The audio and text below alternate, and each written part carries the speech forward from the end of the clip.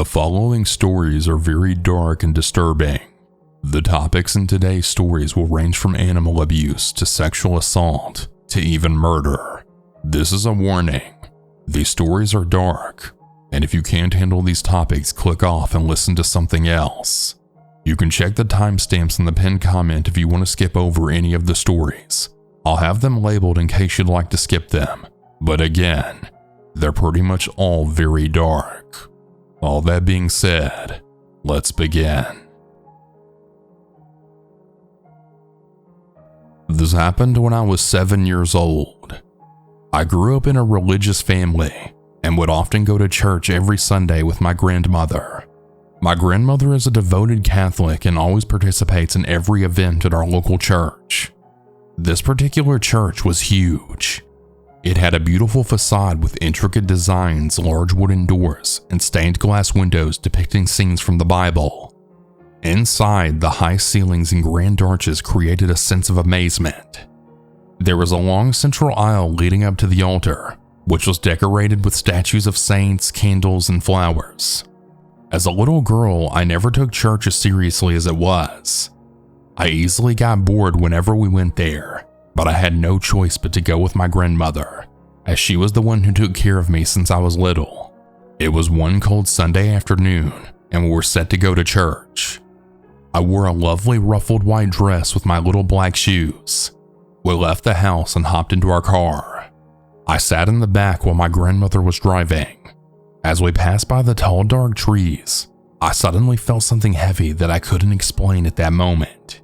I couldn't even look at the window, so I called out to my grandmother, but she responded that maybe I was hungry or just being naughty and just didn't want to go to church with her. We arrived at the church and parked. As we stepped out of the car and walked toward the entrance of the church, I gazed at a trash can near a statue and was terrified to see a black cat inside a plastic bag. Its tongue was pulled out of his mouth, and there was a slash in his belly with blood dripping from it. I didn't know how to react to what I had seen, so I closed my eyes and hid behind my grandma's skirt. From that moment, I knew that something was off in this church. I was scared to tell my grandma what I had seen until it was also the last time that I went to that church. After that, I decided that I wanted to go live with my dad, but I never told them the real reason why. Years have passed, and now I'm 19 years old. Recently, I was scrolling through Facebook when I came across a post talking about the same church. There, I saw numerous pictures of related cult activities in that church, including satanic rituals and sacrifices. It was devastating to see how one of the priests, who was a great friend of my grandmother, was involved in that case. I never asked anything about this to my grandmother, and she's still part of the church to this day. Meet Jane.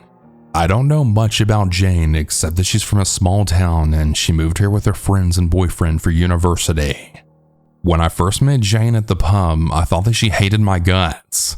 She always gave me nasty looks, and when my friends tried to approach her friends, she'd be rude to me. Jane is pretty, like very, very pretty. Like every guy in town has a thing for her, but Jane's boyfriend is insane to say the least. They're regulars at the pub and I've seen them break up around 3 to 4 times, and the waiter working at the pub says he's noticed them break up a dozen more, but they always come back together. A couple of months back, I had just finished with the gym and I just showered when my mom called and asked about this pub and how's the food there. I told her the food's to die for, and she said she and my stepdad were on their way there. I told them I would meet them too because I was actually dying for some hot wings and a burger. We sat down and me and my dad just started drinking beer after beer, and in no time I had downed a lot of beer. I was getting a little tipsy, but I just kept pushing through. My dear friend, who we'll call Tina, called and asked if I was down for a drink. I told her to come to the pub as I was already there. She's gonna meet my folks and they had planned on leaving soon, so she and I could continue. That's how it happened. My parents left and Tina and I continued drinking on our own. The pub was closing, so Tina decided to go to the bathroom and I walked with her inside to see if I could get another pint. We stumble upon Jane. Jane starts talking to Tina, and I realize they know each other. We all sat down to comfort her as she was a crying mess. Her and her boyfriend were done for good, and she then revealed that he used to really abuse her, mentally and physically. I felt bad for her, so when she rested on my shoulder, I just let her. Well, the next night, I get a DM from her, and she's apologizing about the trauma dumping.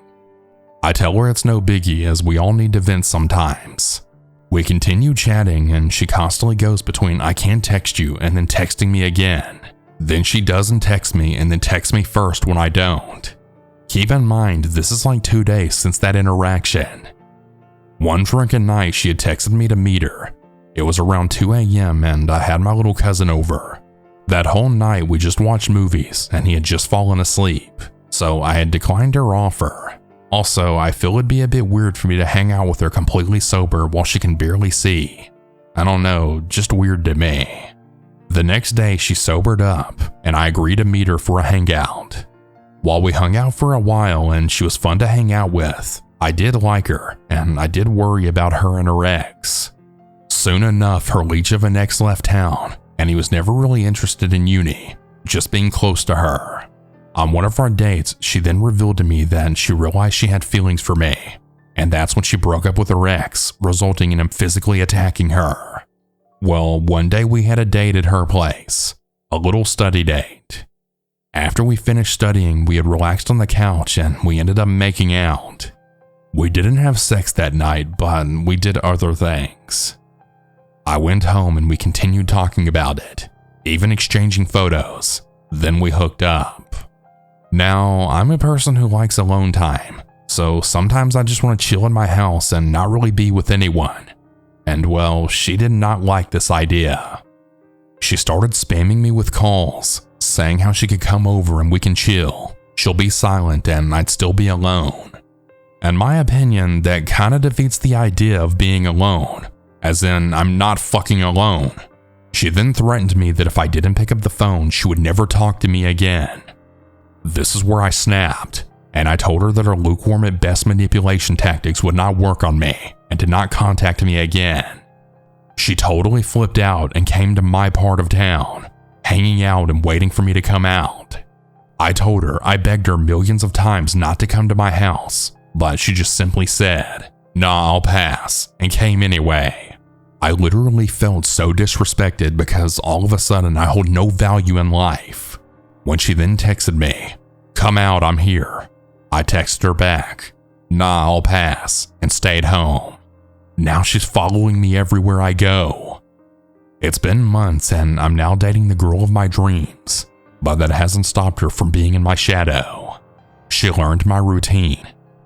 When I go to the gym, when I'm at practice, etc., and she never fails to show up or drive past where I'm at. My stepbrother reviewed the security footage from our house, and we counted her car driving past my house at least 14 times in a day. I still get texts from her on the daily even though she's blocked. She gets wasted and spams me with messages on WhatsApp that she then deletes. My girlfriend is absolutely livid with this chick as she wouldn't leave me the fuck alone. I don't fear for my life, but I have warned my friends that if I die, it wouldn't be an accident or a suicide. She's in my shadow. I have to constantly check if she's behind me. Update. So a lot of shit happened 2 days ago, and I couldn't update right away as I really needed to shut off as I had a huge exam today. Well, now I can finally let myself process it without causing any distractions. Well, we met again at my damn house. So 2 days ago, I went to the pub with my friend Stan. He's a new friend of mine as he's a close friend of one of my best friends. My neighbor Jake was in Durban to visit his aunt, and me and Stan went to the pub as his friend and my other best friend Liam was having a closing shift at the pub. So we went and visited him and had a few drinks. She was there, and everyone was giving me these weird stares like I'd murdered their whole family. Finally, the shift manager whom I'm close with came up to me, and she laughingly told me that Jane got extremely drunk and talked about a man the whole night at the pub while sobbing. She then showed them a picture of me, and according to some other waiters, she was throwing an entire ass tantrum because she loved me and because she left her boyfriend because of me. Regardless, I brushed it off, and I had to fight off the player accusation because I'm not one. Anyway, Liam finished his shift, we got into my car, and we drove to my house where my girlfriend had already arrived. My mom and her were in the kitchen making dinner, and my stepbrother, younger brother, and stepdad were in the living room just shooting the shit, so I joined them with my friends. At one point while I was in the kitchen with my mom, girlfriend, and stepbrother, my mom had asked, "Who made the kitchen into a mess this morning?" To which my stepbrother blamed it on me and my younger brother. We had a little laugh about it, so I didn't hear the doorbell, but my stepdad did, and he went to open the door. Jane was at the door. She had let herself in, and she was standing in the living room yelling after me. We came out of the kitchen and we were just staring at her. She begged to talk to me, and I just stared at her and told her that we had already covered everything, but she continued begging me. My girlfriend pulled me aside and told me to just talk to her. Maybe it'll give her closure and she'll leave me alone. I took her to my backyard and she had started apologizing for hurting me. She said I'm sorry like 15 times. I told her that she has nothing to apologize for and that I sadly cannot forgive manipulations that easily and that she should really give up at this point. She had started blaming the alcohol on it and how she got drunk that night. I told her that she's been drunk every day for 9 months now since she arrived in this town and that she's only known me for 6 of those 9 months. She tells me how she used to drink herself crazy back then because of me too. Here's where I snapped. I told her that I just caught her in another one of her lies, and she then smirked and gave me this creepy look. I love lying to you. The look she gave me sent shivers down my spine. My yard was dark, and her eyes just seemed demonic for a brief moment.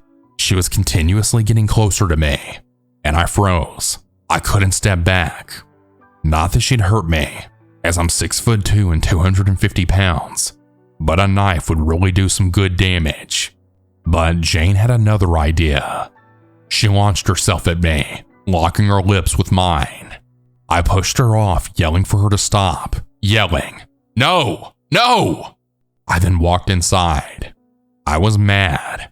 My girlfriend looked like she was about to beat her up. I then looked at my stepdad and begged him to drive her home. They got her out of my house with her kicking and screaming, but she refused my stepdad's car ride and decided to just walk in the middle of the night. And whoever lives in South Africa knows how fucking stupid that idea is. Anyway, she got home safe, and I woke up to her text from WhatsApp that she had deleted from a phone number she had blocked me from. So I really pray that she's actually done with me this time, because this is just too much to handle. I was 13 or 14 years old when this took place. I'm almost 20 now, so forgive the lack of some smaller details. I used to walk to high school when I was a freshman. It's a little over exactly a mile away from my house. My city is pretty rough when it comes to crime and transient activity, but it isn't busy by any means. The street that I took to walk to school was always busy during drop-off and pickup time though. The street is very close to a bad and well-trafficked area by homeless people, as well as actively tweaking meth addicts, people carrying bags of stolen aluminum cans, pushing shopping carts for a Target that's a mile away full of their belongings, that kind of stuff. Most of the transient folks in my city are nice people. There's plenty of homeless people who are super sweet and nice to have a conversation with. I didn't ever worry about much walking to school because of this. I generally have always had a good gauge of who to trust and who to stay away from in my city, as someone who's lived here my whole life. People do go missing, but generally the areas I walk or drive at might tend to be mostly safe from some creepy dude hitting on me, etc. My parents were severe alcoholics for most of my childhood, and our neighbor had recently dropped me off at an after-school event in her light blue minivan because they were too drunk to drive. She's an older woman with health issues that my dad used to help around the house. I wouldn't have thought twice about what happened next if it weren't for the fact that I'd just seen my neighbor Sharon recently for that drop-off in her car. I tend to be face blind, and I'm overly polite in situations whenever I see red flags, but I would have immediately been sketched out otherwise. Please try to be understanding before telling me that I should have done X, Y, or Z, because I know, and I tend to be a lot more careful now. I'm about 2 blocks from the high school when I see a light blue minivan pull over to the right. It's pretty old looking and beat up, and the woman driving seemed to be the only one in it. She had rolled her windows down and asked if I wanted a ride to the rest of the way to school. I said no, I'm okay. I was being polite as I kind of thought she was Sharon. I wasn't sure, but she had the same aged look on her face and reddish brown wispy old lady hair. My son goes to the same school as you. It's no trouble. Get in. Now, this is when I was absolutely sure that this was not Sharon. She didn't have a son in high school, and by now she would have said my name. I'm a female, but at the time I had very short brown hair. I looked pretty androgynous as I was wearing black jeans and a big school t-shirt. I don't know if she even knew I was a girl. I said no again, this time more firmly. Well, she dropped the nice act and she straight up yelled at me to get in her car, that she was going to be taking me. I yelled no and put in my earbuds, walking faster and avoiding eye contact. A car pulled up behind her, and even though she was pulled slightly over, the road is very narrow and 1 lane on each side. The car behind her honked her horn and she sped off at 40 miles per hour in a school zone. I genuinely forgot all about this and didn't think anything of it. Maybe she was just some weird lady that thought she was doing me a favor and she saw me saying no as disrespectful. Sometimes old people are just like that. Well, my friend actually called me later that day, saying that someone was kidnapped from my school that same day walking to it. My friend had seen something minimal, and she was on the phone with the police before she called me. That's when it hit me. That fucking lady didn't have a kid in her car at all. Her story made absolutely no sense. She wanted me in her car, and probably because she was the same woman who kidnapped that poor kid on their way to my school that same day. When I said this to my friend, she had called the police back and told them my story. I never heard anything about that incident again. I occasionally remember this story, and even though it had a happy ending for me, I really hope that kid eventually got found safely, or that it was just some kind of freak coincidence.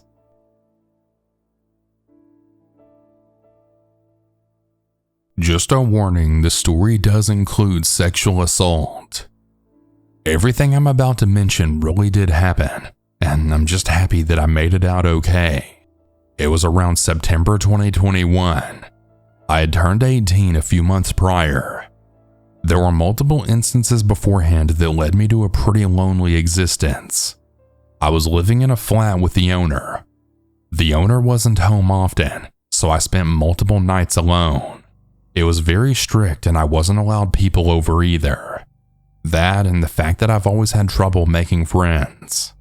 One day, another day spending too much time in my head with my own thoughts, I started thinking, I'm 18 and I'm wasting my youth being lonely. I then came to a thought that maybe I should experiment with my sexuality since I haven't had a lot of experience. I had this mindset that I now look back and cringe a little. I thought I was going to find confidence, find deeper parts of myself. Well, I downloaded an app called Pure. My first impression after opening the app was, wow, this looks really fun. The app lets you put up an ad in your area, and you can view others that have posted ads nearby. The majority of ads I saw people who would post what their kinks are and what they're seeking. The thing is, I didn't even know what my kinks were. I kinda felt confronted. I ended up thinking about what the people on that app would want to hear, so all I put was something like, looking for fun, super kinky. Later that day I checked the app and I noticed I was absolutely spammed with messages. Once I had hopped into bed that night, I found the time to go through them and message some back. I felt pretty uncomfortable messaging some of these people. Some were very pushy, asking the typical things like for nude pics and a lot of sexual questions, but I also put it down to my lack of experience and openness. Then going through the requests, I saw him, red hair, blue eyes, smiling and holding a snake in both of his hands. He was 36, but he did look attractive for his age. For some reason, I felt drawn to the guys that had photos up on the app. It felt like they were confident and had nothing to hide, so I sent him a message. "Hey, I think you're cute." He messaged me back almost immediately. Now, I don't remember the exact words that he used, but he ended up asking me a bit more about what I was into. I just said, "A lot, but usually it depends a lot on who I'm with," when in reality I had no damn idea. Overall, we ended up agreeing to message on Snapchat, and I ended up kind of deleting the app and regretted downloading it. On Snapchat, he had sent me a snap of him with that stupid dog filter, captioned, "So can I see what you look like? I bet you're cute." I was nervous, but I had sent him back a selfie. I'll admit, what he sent in response should have been my first warning sign. He then said, "What a gorgeous little face. I'd love to fuck it and choke it until you can't breathe." I was slightly uncomfortable after seeing it, but I thought I was just being overdramatic. I also thought that maybe I'm into this. I just wasn't sure because it was all new to me. Overall, I was interested in this guy because in his messages he did come across as a down-to-earth nice guy. These are just his kinks, right? So I still kept talking to him daily.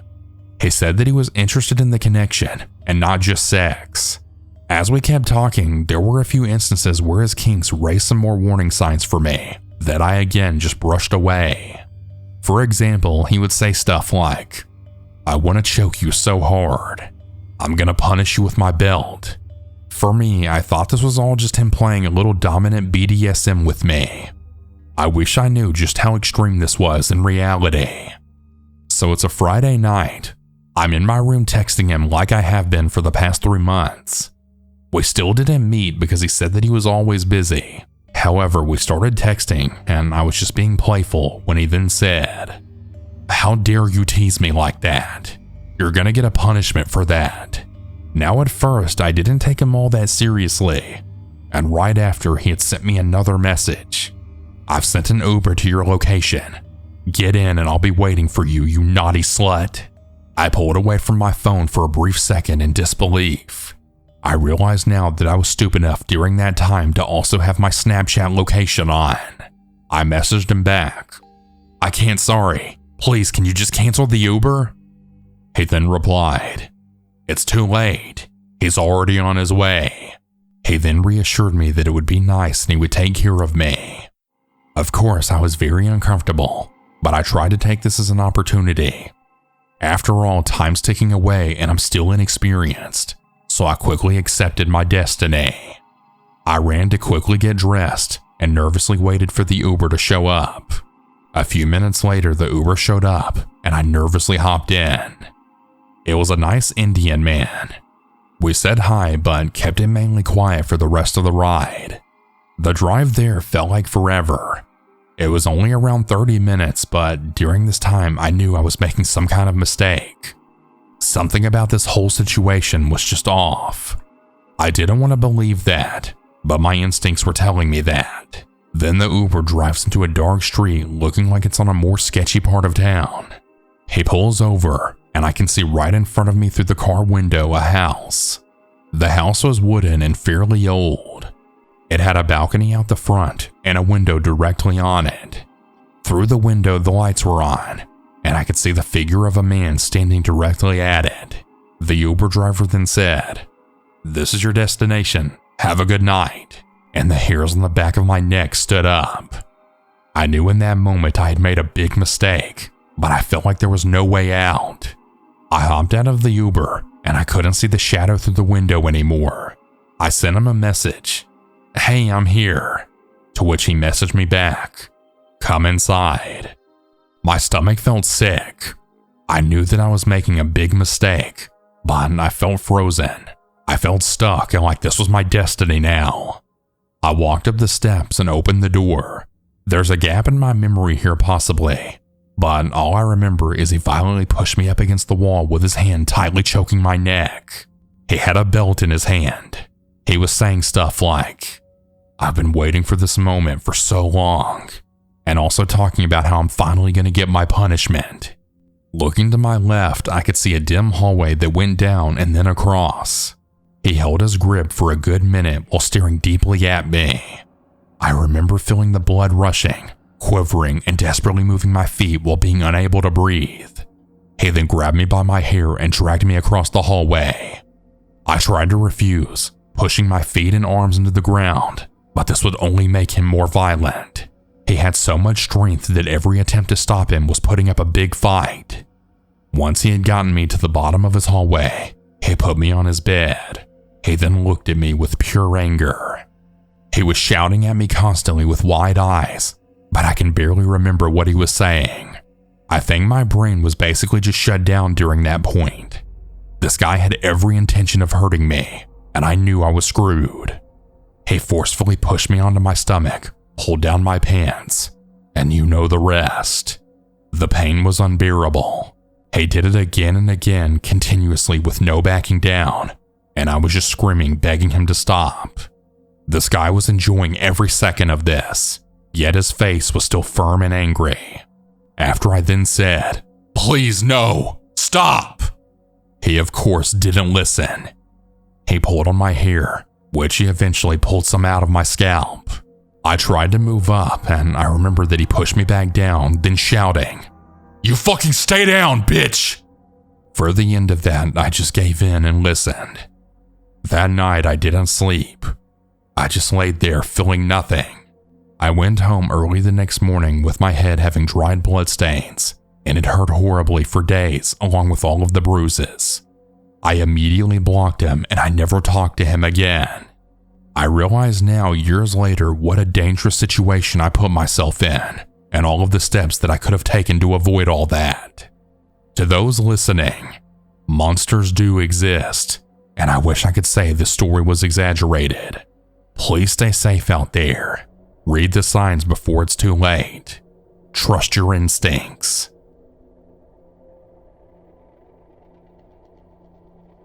I'm gonna do my best to make this short and sweet. Just so you know, this is from the perspective of a female. This happened 20 years ago when I was 11 years old. Before we moved to another city for my father's job, our house was right by almost anywhere that you needed to go. The church, the stores, the library, everything. The library was right across the street down the hill. Whenever me and my sisters would finish our homework, or whenever it was spring break or summer break, we would all go to the library and get out some books. Also, during this time I was homeschooled along with my younger sister. We can only carry a minimum of 7 books because we didn't want to drop any in the middle of the road. One day me and my mom decided to go to the library to get some books. She told me to go into the kids aisle while she goes into the adult section to look for a book that she's been looking for and hope that it was still there. I found my favorite book and I sat down and started reading it. After I was done, I went to the front to go check it out. While I was getting ready to check out my book, an old man came over and he looked very creepy. He had wiry hair, bug eyes, crooked missing teeth, and he looked to be no more than in his late 50s to early 60s, and he stood at least 5'10". He came over with this creepy grin and looked at me, then saying, "Your mom is waiting for you in the parking lot. She told me to come in here and get you." Almost immediately, my red flags and sirens began to go off in my head. I slowly backed up and went to the front desk. One of the librarians at the checkout came over and asked me, "Hey, are you ready to check out, young lady?" I was scared out of my wits. I didn't know what to say. My eyes were completely wide out of fear. Even though we were in the library, I could have screamed, but I couldn't because I was too scared. I know we were taught to use our inside voices whenever we go somewhere quiet, but again, I just couldn't say anything. The librarian looked at me and then said, "Hey, are you all right?"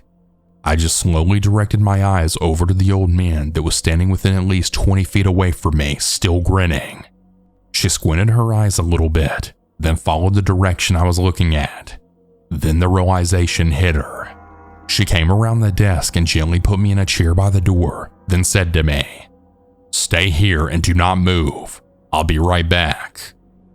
The whole time sitting there, I was looking back at the old man with wide eyes, and not within 2 seconds, as soon as the librarian went to the back, the old man started walking toward me.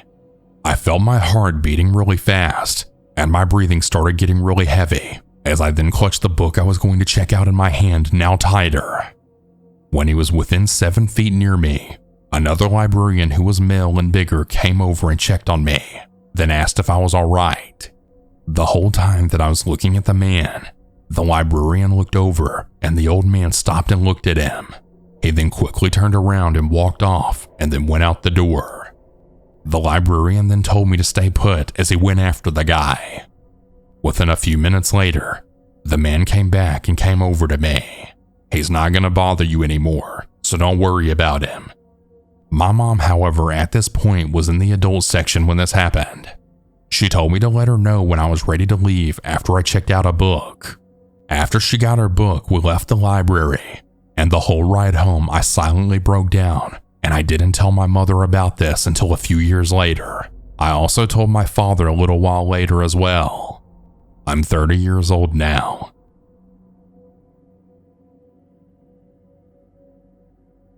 Okay, so the story will take some setting up first, but I promise it's all relevant in one way or another.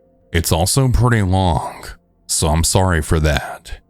I felt like it was necessary to give all the info to show the scope of just how crazy this particular ex really was. Also, I'm not even the main character of the story, though I do play a role in it. It happened to my partner both before and after we started dating. My partner and I are both non-binary. There's also 3 more people who will be important. I'll call them Nick and Stella, my partner's best friends whom I'm also friends with, as well as Bonnie, who used to be childhood friends with my partner until a certain event, but I'll get to that. I'll call my partner Alex. The main villain of this story is Jennifer, my partner's ex and later friend. Another important thing is that my partner has BPD along with other issues, so if you start wondering why he kept talking to Jennifer until recently, keep that in mind. BPD makes you get attached to anyone who shows you basic kindness, and once you're attached, it's incredibly hard to get away, even if they abuse you. So with all that said, here's the story of my partner's crazy ex. It all started in 2019. My partner has had several relationships before, but all of them were online and most of them were also abusive. I don't really remember how he met Jennifer, but they got together immediately. They lived pretty far apart but in the same country, so they decided to meet after 2 weeks of dating. Something also to note here is that my partner was 17 at the time and Jennifer was 18, which isn't that much of an age gap, but she still had more power than him, if only in a legal sense. So they met in a city close to where my partner lives. He was nervous about meeting his first not purely online girlfriend, so he took Bonnie along with him. Apparently immediately after seeing both people, she fell hard for Bonnie. Yeah, first in-person date with her partner and she falls in love with someone else. I mean, stuff like that can happen, but you can be civil about it and then not do what she did next. But I'll get there. And yes, she knew what Alex looked like. They video called many times before meeting, so all of them got on a bus to Alex's place. Bonnie didn't come over, but she lived in the same village. When Alex and Jennifer were alone, they ended up having sex. Alex was a virgin at the time, but she wasn't. She mocked him for being bad at dirty talk. After asking him to just talk dirty to her with no elaboration, Alex told me that he'd always felt bad about it, but teenagers are horny, so he'd let it slide. The next day, Bonnie came over and they all hung out and played party games, which led to Bonnie and Jennifer almost kissing. Alex was there for the whole thing. You might be wondering why Bonnie was so okay with her best friend being almost cheated on. Well, she wasn't the best person back then either from what I know, and she found Jennifer attractive also, and she was single. So the blame is still all on Jennifer in my opinion. You might be wondering how I know all of this, including Jennifer's feelings. She wrote about everything publicly on Wattpad, without naming anyone but with enough details that anyone who knew her at the time would know who every person involved was. but I'll get to that story later. When Bonnie left, Jennifer told Alex that she found her attractive. Alex was understandably distraught, which apparently caused Jennifer to have a tetanic seizure. Except she later admitted to Alex that she was faking it to get away from the conversation. She was proud about it, and she said it made her feel like an anime manipulator. She did have tetany at the time. I don't know if it's gotten better or not, and she would get seizures quite often. But this one was faked until she was driven to a hospital where she got a real one upon realizing that her plan backfired and she would have to lie to the doctors there. And Alex stayed with her through it all. Like I said before, he'd gotten way too attached, and even after she admitted that she wanted his best friend at the time instead, he still wanted to stay with her, which I guess made her feel like crap that she would even consider cheating on someone like him. But that didn't stop her from making the rest of their relationship as terrible as possible. She would yell at Alex all the time for not being independent and not standing up to his abusive father, who was paying for Alex's school, as again, Alex wasn't even adult at the time. She'd get mad that he was immature, that he had ADHD and showed symptoms, that he wanted to cuddle with her, that he wanted to do sex acts that she didn't enjoy. Speaking of that, she'd make him do anal every time they had sex, which was whenever they saw each other in person. Alex told me that he'd always hated that, but whenever he said no, she'd yell at him. She'd also embarrass him in front of their friend group, which included Bonnie, Nick, and Stella. Jennifer would fight Alex whenever they hung out. She would also tell him he was only good for sex. She told him that she hated everything about him, but that the sex was pretty good. Reminder, the sex that he didn't want to do but was abused into. Eventually, she broke up with him and offered to stay fuck buddies. Alex was devastated, especially because basically immediately after the breakup, Jennifer started dating Bonnie. But the story doesn't end there. While dating Bonnie, Jennifer would overshare about everything with Alex. She told him about their sex life, what Bonnie enjoyed in bed, all of the really gross details considering one was his ex and the other his good friend since childhood. Something I didn't mention before was that Alex used to have a crush on Bonnie before she came out as a lesbian. So now I'm kind of thinking Jennifer wanted to make Alex jealous from both sides. She definitely knew that Alex wasn't over her, if nothing else. He told her multiple times to stop, that it made him uncomfortable, but she never did. Fast forward to 2020, and Bonnie and Jennifer broke up. Jennifer made it seem like it was all Bonnie's fault. So that, combined with Bonnie being a bit mean and judgmental, led to Alex and his friends, Jennifer included, making a new group chat without Bonnie. Jennifer was really affected by the breakup, and she would try to be horny with Alex, but he'd always shut her down.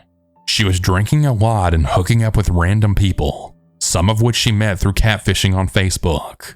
She made a fake profile there to specifically meet women for one-night stands, which didn't seem so weird to Alex at the time. But when we were talking about it recently, he realized how messed up that actually was. Around this time, Jennifer started being really weird about Nick as well, but he, bless his soul, couldn't tell. Nick has always been a bit dense when it comes to things like this. Even now, years later, he finds flirting difficult. But anyway, Jennifer continued to be weird about both Alex and Nick. She was also occasionally crying about missing Bonnie and hating her guts for leaving her. And of course, she was still fighting with Alex on an almost daily basis. They disagreed on a lot of topics, most of which would be deal breakers for me, and I'd probably go no contact with her sooner. Alex didn't, however, because he was still trying to see the best in her. Their friend group was the most active during COVID. After everyone started going to schools again, they had kind of drifted apart, but still used the group chat from time to time. Here's where I finally come along. I met and befriended Alex in early 2022, and we started dating shortly after. He was very open about having a history of not so great relationships and working on himself so he could be the best partner possible. And after 2 years, I can say that he's genuinely grown a lot as a person in therapy, and it's great to see.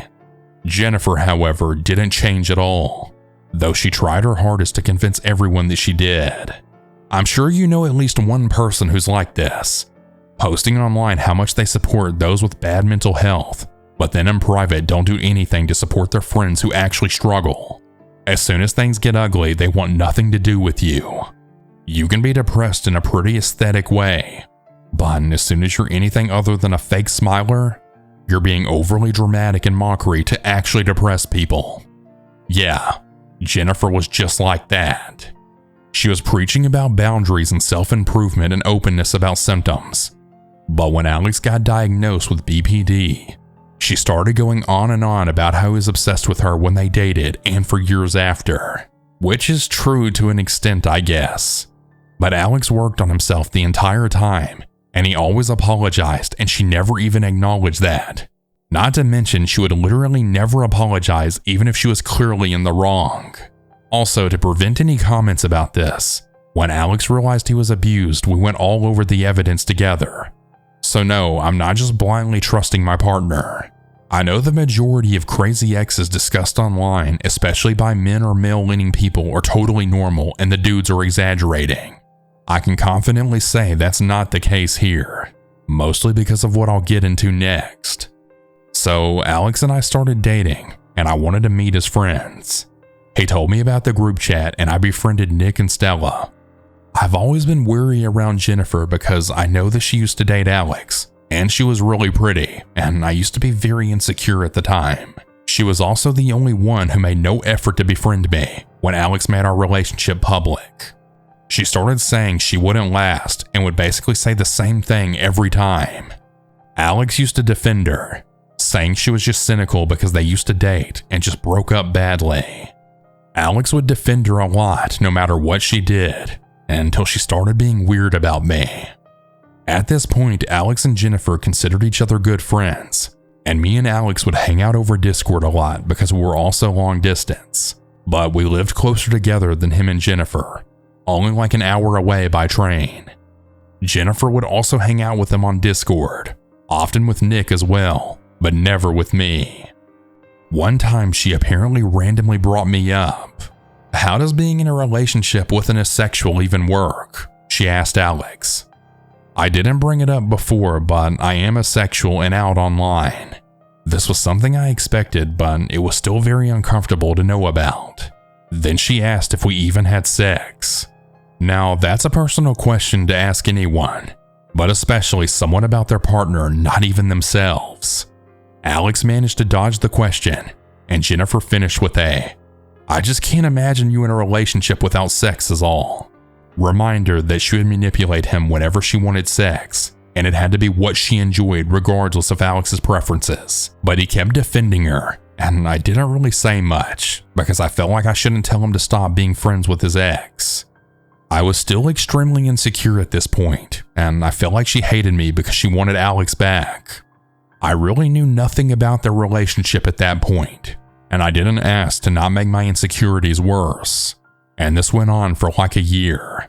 She would occasionally comment really mean stuff under our matching profile pictures, which sure can be cringy, but we were in love, and it was my first relationship ever, so I wanted to enjoy it. But she was seemingly supportive of our relationship. That is, until October of 2022. I started school again after unrelated mental health problems that prevented me from finishing the previous year, so I was pretty anxious. Alex was always there for me to support me, something that Jennifer had a problem with. Turns out she and Nick dated for a few months earlier in 2022 and decided not to share anything about the relationship with anyone. But Jennifer would overshare with Alex yet again, just using a fake name for Nick. Well, after they broke up, Jennifer started being really weird about Alex yet again, even sending him TikToks about how to finger a woman properly and stuff like that. Alex would sometimes get those messages while calling with me, and he'd go, "Huh? That's weird," but not elaborate further. I really doubt she'd share it for actual education since she didn't even know what genitals I have, as I'm out as non-binary and very careful not to let anyone know my assigned gender, but I digress. It's just a really weird thing in hindsight. But the really weird thing happened later, just a week before my birthday. I didn't know that it happened for a while, but we were supposed to celebrate it with Alex, and he ended up having a breakdown seemingly caused by me just wanting to spend as much time with him as possible. That kinda triggered my codependent tendencies, and our relationship was somewhat rocky for the next 2 months. Only later did I find out the cause for this breakdown was actually Jennifer. She accused Alex of being selfish, something she loved to do without ever bringing up actual examples. But this time it was specifically because he wanted to spend time with me, and in her words, blew her off because of it. Now, something to note here is that at this time, it would often be me, Alex, and Nick all hanging out together. So Alex offered that Jennifer could join us and finally actually meet me, but she refused. She basically said I'm a baby compared to her, and she doesn't want to parent me. I am just 6 months younger than Alex, though sure, she called him immature and incapable of taking care of himself as well.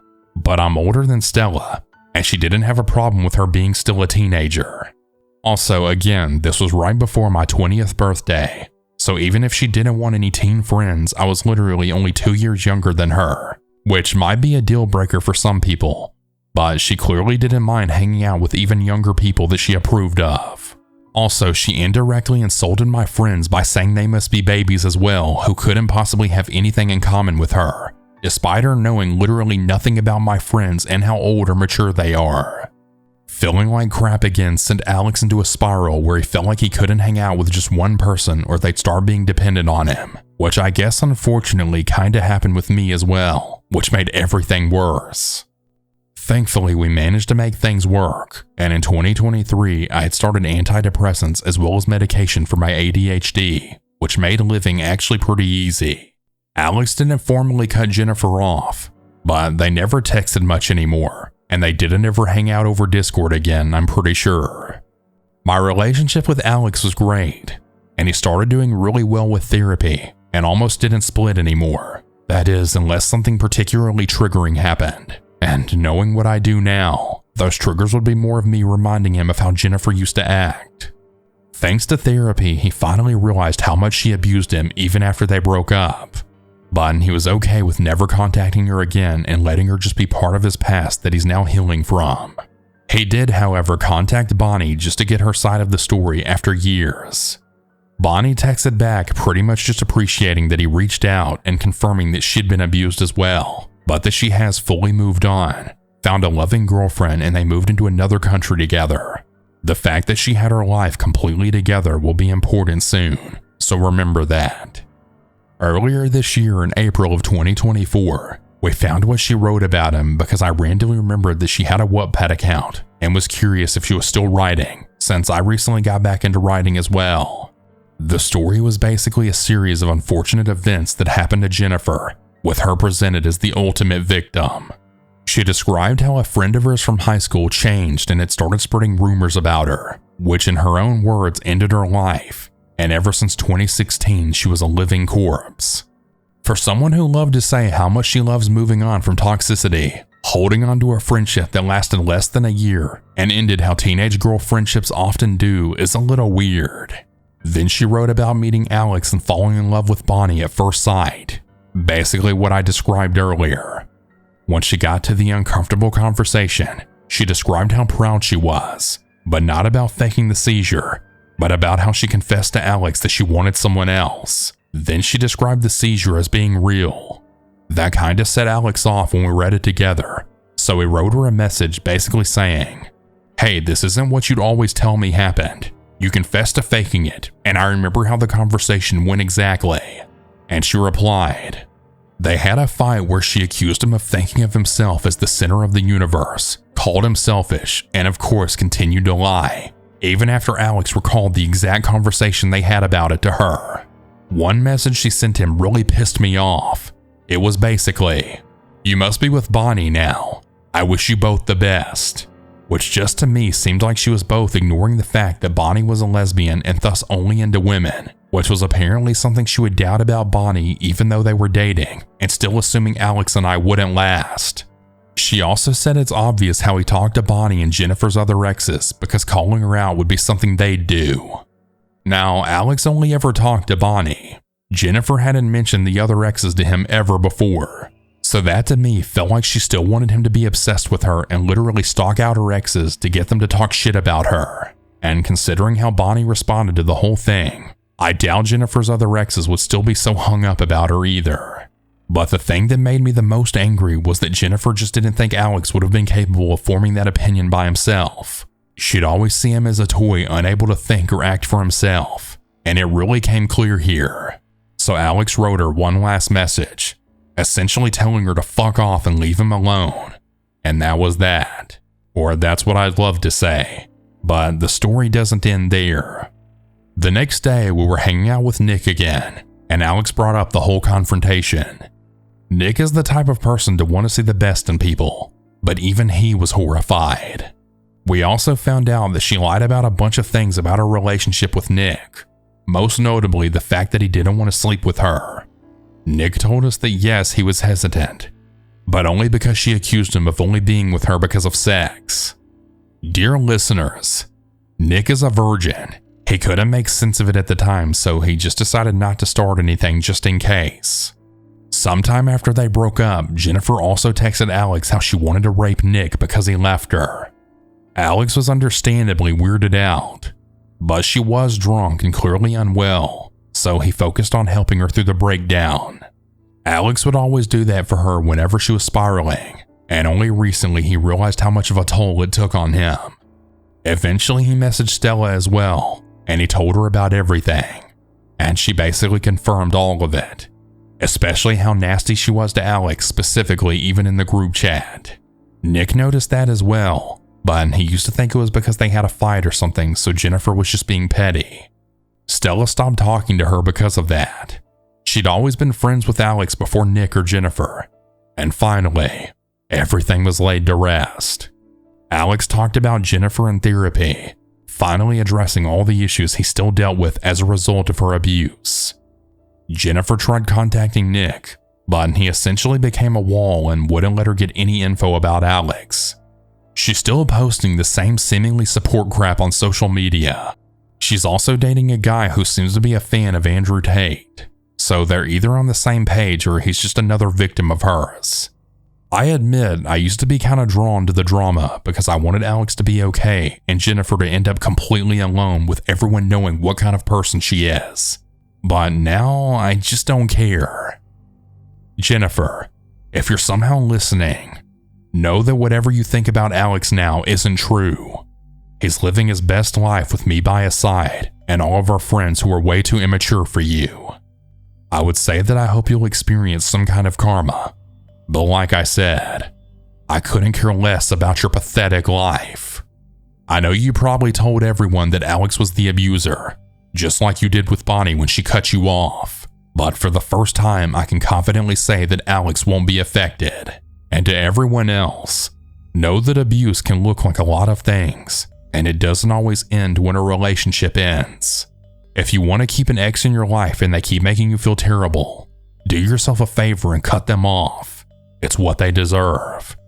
Yes, toxic relationships often have issues on both sides, but if you know you're working to be a better person, that's all that matters. Unfortunately, to become a better person, you have to first accept what you did wrong, which Jennifer seems still incapable of doing. But I wish you all the best. And remember, you have value and deserve to be treated right no matter what the people in your life say.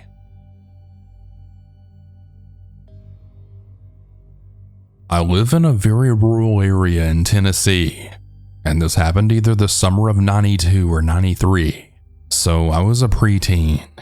I can still see this in my mind like it happened yesterday. Like I said before, a rural area in Tennessee where we used to have some serious issues with people dumping unwanted, worn-out items as well as garbage down our beautiful hillsides and ravines. At that time, it was common to find illegal dumping sites everywhere because there was no bulk pickup offered by our one-waste disposal monopoly. In this part of the state, the economic disparity is obvious. You have some of the poorest people and some multiple mansion and vacation homes folks. My family fell somewhere in the upper middle class. Thinking Titanic, we would be in either the lowest rung of first class or the very top of second class. Unfortunately, the majority would be in the steerage or the coal bunker. Well, it was August in Tennessee, aka sun-scorching heat and enough humidity to make it slightly uncomfortable to breathe. Many describe it as the swamp-ass capital of the state. Anyway, we had just had an extraordinarily rare murder in our county. It was all that anyone was talking about. It was all you heard in our churches and beauty salons. The victim was largely unknown, a woman in her early 30s and nowhere near wealthy. I didn't know her, nor did anyone. She had moved here less than a year ago and kept to herself, and she hadn't been reported missing. Then just before our summer break came to an end, this lady was found at the base of a steep incline, deep in one of our densely wooded areas by some folks out for a nature hike. There she was found at the base of a large illegal dump on a winding dirt road that was barely wide enough for one vehicle. If you met another car, one of you would have to pull over so far you were almost off the road entirely. Even creepier, the road was named Bone Road. Yeah. When she was found, she had lost everything from the neck up, but both of her upper and lower areas were recovered. Her killer had not been caught. So my mom was born and raised here and was of strong yet goofy stock. She has always been my best buddy, even when dropping the hammer on my brother and me. She was loved by every student she had ever taught. Our friends adored my goofy mama, often telling me how lucky I was to have her. My dad was a pharmacist in our area, smarter than most and happy to go fill a lost or forgotten prescription even late into the night. My dad isn't from here, but is very well known because of his job. Everyone knows my mama because she and most of our huge family have been here since our ancestors settled here in the 1800s. The rest of her family lived in Middle Tennessee. On that day in August, we had been at a family reunion picnic at the beautiful naturally made lake we lived near. Suddenly, a scattered thunderstorm had popped up and brought our get-together to an end. It was just me and my mom. But on the ride home, we had decided we were Sherlock Holmes and Watson. We wanted to see the crime scene. I know, brilliant. My dad was at work and my brother was with a friend. Again, this was 92 or 93, so no GPS, Alexa, Siri, or Google Earth, not even MapQuest. My dad was on our school board and had been given a highly detailed map of our entire county. Since neither of us knew how to reach Bone Road, it was agreed the map would be our guide. We went home, grabbed the map, and set out like we were Magellan. We eventually found the place and headed to the spot. Being the ignorant rubberneckers we were, we had just planned to drive past the stupid dump site. I can't explain how creepy this place was. A murder dump in the middle of BFE on a road that started with a black top, transitioned to gravel, and then a good old dirt road. It was middle afternoon, but the sudden rain on the August ground made the area steamy. Literal steam was emanating from the road, the fields, the woods, everywhere. That just added to the thrill of our folly. As we approached the location, there was a blind curve, making it impossible to see the place until you were right up on it. When we rounded that corner, we saw we were not alone. A very dirty man had his very dirty truck pulled over at the dump, just far enough to allow us to pass. Sure, Joe Dirt could have just been another Lucky Lou like us, but he gave off a creepy as fuck kind of vibe. He was just standing by his truck, looking down into the dump. It wasn't a sheriff's officer. We know all of our local authorities, and they had cleared the location a day or so before. Anyone could access this area. As we squeezed past his truck, he was standing on the passenger side of our car. I'm 12 or 13, I can drive, so he was on my side as we passed. So close to him I could see his two teeth clear as day. He just smiled in this uber-creeptastic, almost leering way. Not nice, not friendly. We got past and thanked the Lord that Mr. Tooth hadn't followed us. We agreed we would reach the end of Bone Road and then get the hell out of there.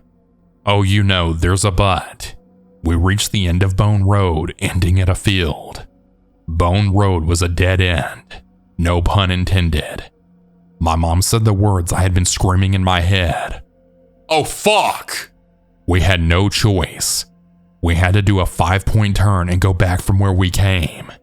Oh, I bet he's gone now. My mom's feeble attempt to soothe us both. Guess what? He was still there. still smiling his huge two-tooth smile. Now, as my adult self reflected on this, he could have come after us, knowing we would be cornered, but neither of us have ever been accused of being too rational. We made it out unscathed, of course, and my dad hit the roof when he heard the tapestry of idiocy our afternoon adventure was. But you know there's always a but. Days later, our local newspaper heralded the good news. The murderer was caught. The woman had been killed by a boyfriend turned stalker. She had moved here from a town about 45 minutes away to get away from him, but he found her. He just drove around with her body in his truck before happening on the dump. Happily ever after? No. As we stared down at this guy's mugshot, it was real. Mr. Two-Tooth was her killer. We never told my dad about that part. Mr. Two-Tooth was convicted of first-degree murder and abuse of a corpse. He will die in the state prison system serving life with no parole. Still, Mom and I promised we would never be so dumb again. We still have weird adventures, but not too freaky remote murder dump sites to unknown terrain and with no one knowing where we are. We really could have met our literal dead end. It's an odd thing knowing that you had been face to face with a brutal murderer, not once but twice. Well, I did have a super too close to call run-in with another murderer, but that will have to be another post on another day. Hey everyone, that's about it for today's stories. If you have your own story that you would like to send, you can send it in at southerncannibal.com, or you can email it at southerncannibalstories@gmail.com. I look forward to telling your story. Have a good night or good day, everyone, and remember to always